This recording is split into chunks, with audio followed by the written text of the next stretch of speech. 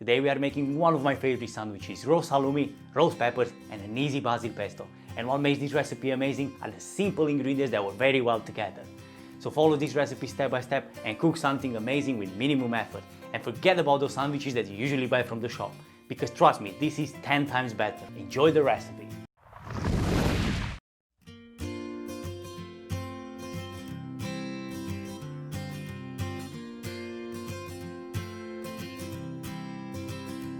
We start this recipe by prepping the peppers. Red peppers, yellow peppers, even green if you have some. I am using 5 of them, not because I need them all for this sandwich, but there is no point turning the oven for 1 or 2 peppers. So any leftovers can be placed into the freezer for future use. Not only that you can add them to other recipes such as pastas, pizzas and salads, but they taste about 1,000,000 times better than the shop bought stuff. And they are so easy to make. Use the blade of the chef knife to crush the garlic. Just make sure you spread this all over the peppers so the garlic aroma has an impact on all of them. The salt and the pepper are the base of almost any savory recipe, but when you want to make something special, you need something in addition. The food is gonna be just as good as the ingredients and spices you're using, so show some love. I am adding a few sprigs of fresh thyme, followed by the zest of a lemon. This is a combination that makes these peppers taste truly amazing after roasting. Use an unwaxed lemon if possible, and with a sharp peeler peel the zest as thin as you can. The deeper you go, the bitter it gets. The natural citrus oil is located just under the surface, so this is the gold. Our peppers have enough ingredients where they can retain a nice flavor from. So all we need is a good drizzle of extra virgin olive oil, and in the oven they go, at 200 degrees Celsius for about 20 minutes. Obviously, depending on the thickness, it can be more or less. While the peppers are roasting, we have more than enough time to make one of my favorite uncooked sauces, the basil pesto. Make sure you get the basil as fresh as possible, and pick only the leaves, as the stems give to the pesto a stringy texture, plus the leaves have all that strong basil flavor. I am using a pestle and mortar to make the pesto, but a blender can be used as an alternative. I am adding 2 cloves of garlic for this recipe, and from here on, everything goes terribly wrong. And I promise myself that every time I make a mistake, I will show it into the recipe. Working on autopilot in the kitchen is definitely not a great idea, so take that advice from me. Some brain is still needed. I've added the parmesan right from the beginning, and as you can imagine, it got stuck to the sides of the bowl. It's easy to cut the video and show to everybody that you are perfect, but for me, more than that is what you learn from my recipes or from my mistakes. Not that big of a crisis. We'll just have to start over again in the right order, but this was a pretty silly mistake. First we need to scrape all that parmesan off. After that, crush and pound down the leaves until they form a fairly fine paste.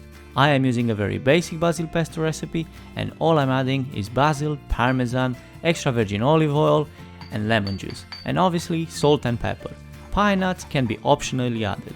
What I like about pesto is that you can taste each one of the ingredients, and yet when smashed together, new and wonderful flavors are released.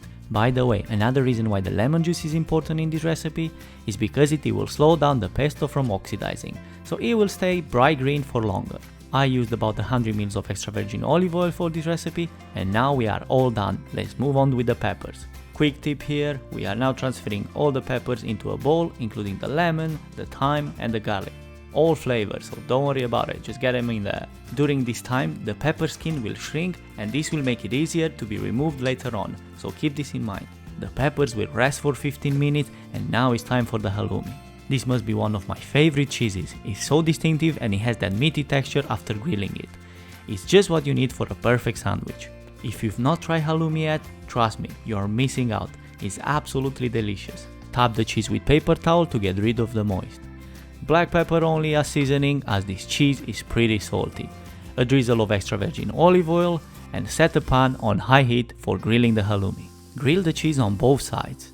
These can get very sticky, and it's important to leave it cooking on each side until it forms a crust. After that, it should be easier to flip it.